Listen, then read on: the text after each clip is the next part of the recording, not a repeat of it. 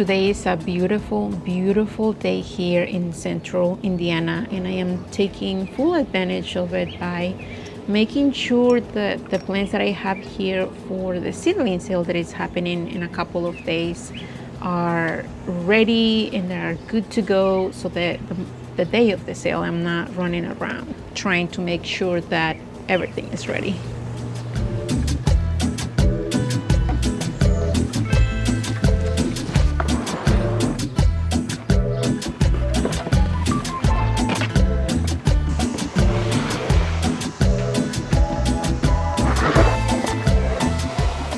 For the last few days, I have been taking these plants in and out of the house, making sure that they get a little bit of sun each day, making sure they go back in the shade when they look a little bit sad.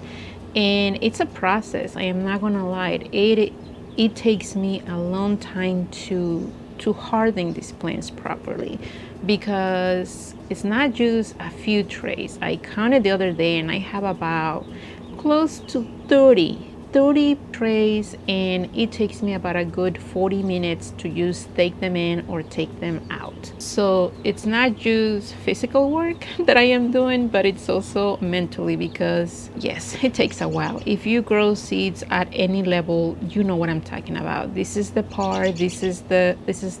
step of the process of starting seeds that I really dislike. And I know I am not alone on this, but it is a necessary step that ensures that my plants, that my seedlings that I have been tending for the last 4, 5, 6 weeks do well when they are completely planted outside. All of the plants that you see here are just for the seedling sale. Everything that I have growing for my own garden is still inside. They're under my LED lights, and I will handle those after the sale. I still have a good, maybe a full week before I'm getting ready to plant my own, and that week is going to be just for me to harden off my own plants. Right now I just want to be taking care of the seedling sale, and I am super excited because I think that the sale is just going to be a success. I am hoping that I don't have to do a second or even a third day of the sale. I just want to make sure that if I sell close to 80 or 90% the first day, it's good to go for me.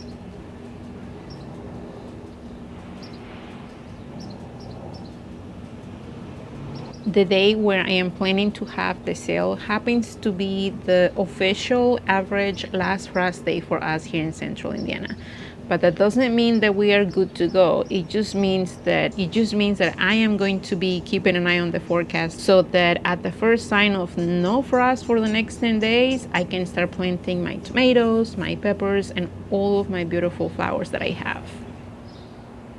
This is the second year that I host this plant sale, and when I'm talking about having a plant sale, it's really more like a garage sale style sale, but for plants. I put all of the tables that I have available outside, I line them up with plants, I have the name of the plants, information, how much they cost, and people just come in during that period of time and then they shop. And it's super easy. I did it last year for the first time, and it was a huge success. So I am hoping that this year, people that know about the sale come back already, and also new people find the sale as well. Just like starting seeds for my own garden, starting seeds for the seedling sale is also a little bit of a challenge. And I will say that even more, because I do have to get the timing right for the seedlings, for the plants that I'm growing to get big enough, but just big enough so they look nice for the sale. I did have some challenges this year as far as germination goes. Some things did not germinate well. I only have a few coleus. I'm going to show you that here in a minute. I wanted to have a bunch of those coleus. It didn't work out that way. Some things like my Verbena bonariensis is probably the smallest of all. I didn't plan to have them that size, but due to horrible germination with some seeds.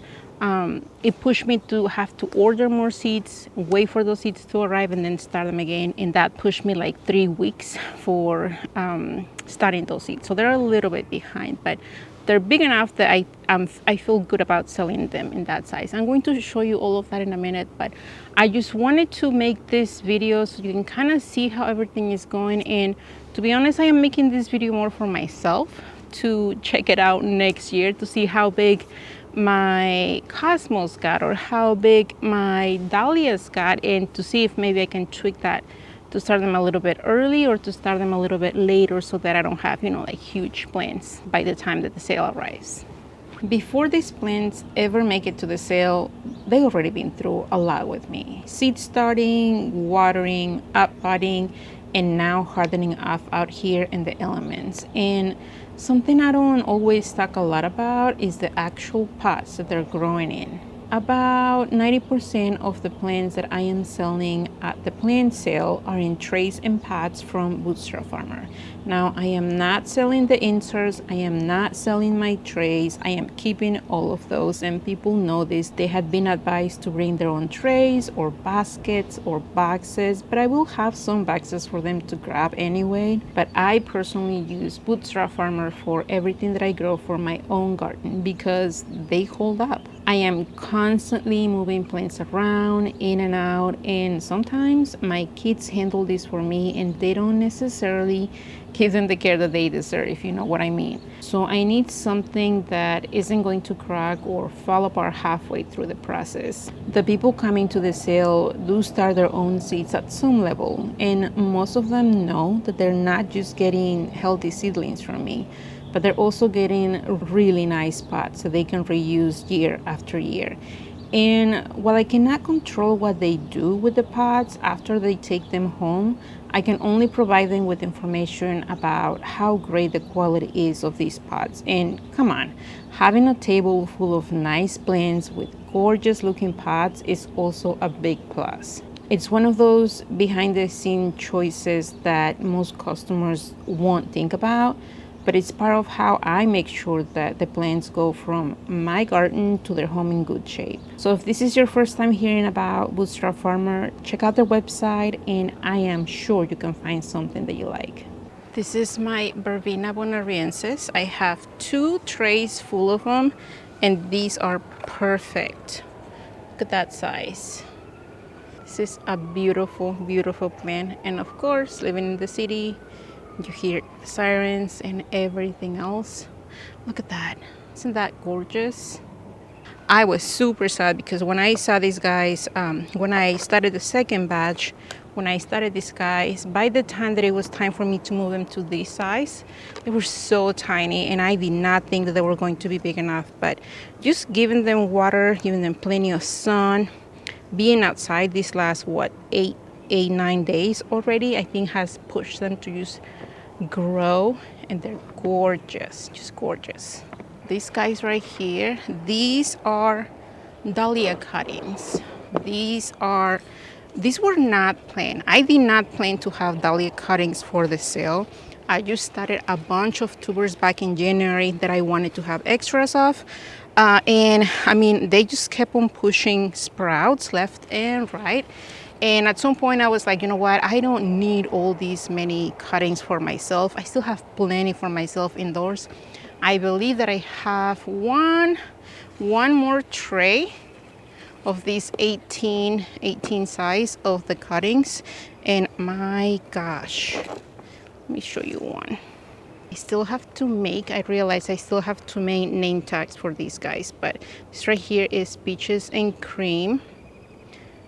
Still no signs of the bottom of the roots. Look at this cutting. Isn't this gorgeous? And they're going to be super inexpensive at the time of the sale. They're going to be provided in these pots. I hope they get to be gorgeous plants for whoever takes these guys home. These guys right here are massive. They don't even fit on my camera. Okay, these right here are Purple Majesty ornamental millet.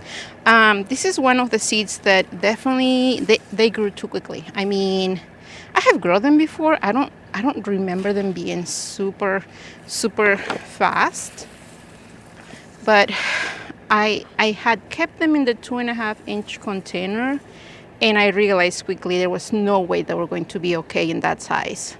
And I don't know if you can see the roots here.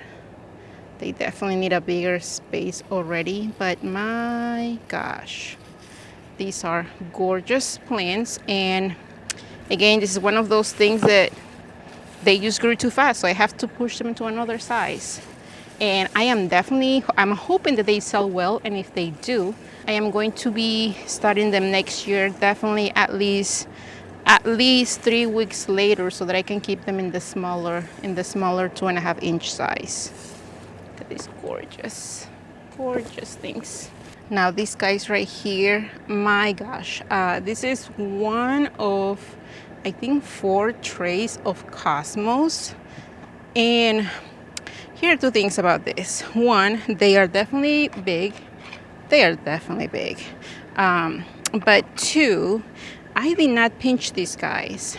And the reason why I'm not pinching them, let's see if I can give it some shade. The reason why I'm not pinching them is because I want to have the person that takes this home be able to pinch them themselves right about here, and then hopefully they can root this part so they can have 2 plants. And I mean, look at that beauty. Beautiful. So things like that, I don't know, I could have, probably what I'll do next year is that, like right now they're a little bit too tall for me to pinch, and they'll look a little bit like, ooh, like skinny. So next year I am definitely, once they're just big enough, I am going to pinch them, that way that when the sale happens, they're big and bushy. I hope that they sell plenty. And I already have my Cosmos for my own garden indoors, so this guy's better sell. My gosh, this basil is definitely ready to go home. What I did a couple of days is that I came and I pinch all of the plants that I have for basil, and I came up with the nicer looking plants. And this is the one that is going to be available for the sale. I do have another tray full of basil, but that's going to be for my garden. I am just going to load my tomatoes surrounded by basil and marigolds, and hopefully that helps to keep all of the bad guys away. Look at that, beautiful. These guys need a little bit of water. This right here is lemongrass, and this is the first time that I am growing lemongrass for the sale. I have grown lemongrass in my garden for 4 years before. I love it. I don't know how well it's going to do at the sale. It's definitely the perfect size. Lemongrass is just the right size. And over here, I have a bunch of peppers. These right here are shishito peppers. And I should have pinched these guys long ago. But again, at some point, there are some things that I did not do because I was so busy doing something else. And I mean, they're fine. They're completely fine. They're beautiful. Now this right here is my only tray of coleus that I have. And I have my favorite, which is Mighty Mosaic coleus right over here. I have 3 plants of chocolate right here, 3 chocolate mint coleus, and I have over here another bunch of paprika. What I'm going to do is that I am going to keep these paprika ones. I already have plenty of my Mighty Mosaic for myself, but I'm going to keep all of these paprika ones. I want to keep them for myself. I didn't have very good germination of those paprika ones, so I'm just going to keep all of those myself. There is no point on making a new information card just for a handful of plants. I already have the information cards from last year for Mighty Mosaic and for chocolate mint. So this is, as far as coleus go, these are the size that I'm gonna have. These are not too big, but they're also on the small size. Last year I had them in the bigger size, and they were huge. So coleus is just one of those that I wanted to have smaller plants this year, so I push the starting time for later, and They're not too big, so I'm definitely going to start them just a little bit earlier next year because I do want slightly bigger plants. So that's for coleus. So another one that is new for me for the sale anyway is this Malabar spinach, and this is the summer spinach that I grew a couple of years ago. Look at the size of those plants. I mean, these are gorgeous, gorgeous plants. I mean, look at that. I do have one, now that I'm checking this, I do have one right here that it looks like maybe the leaves got a little bit too much sun at once and they look a little bit burned. What I'm going to do is that I might just remove this. This is a vine. And I mean, these guys are going to be completely fine, but I don't have that many. I don't have not even half a tray of the Malabar spinach. I have some thyme over here in the front, just a handful, not a lot of herbs. I mean, I have a handful of things because I don't want to have a full tray full of Malabar spinach. It's not something that I can give away. Tomatoes, peppers, basil. If I have extras, I can just donate them to people and they'll take them easily.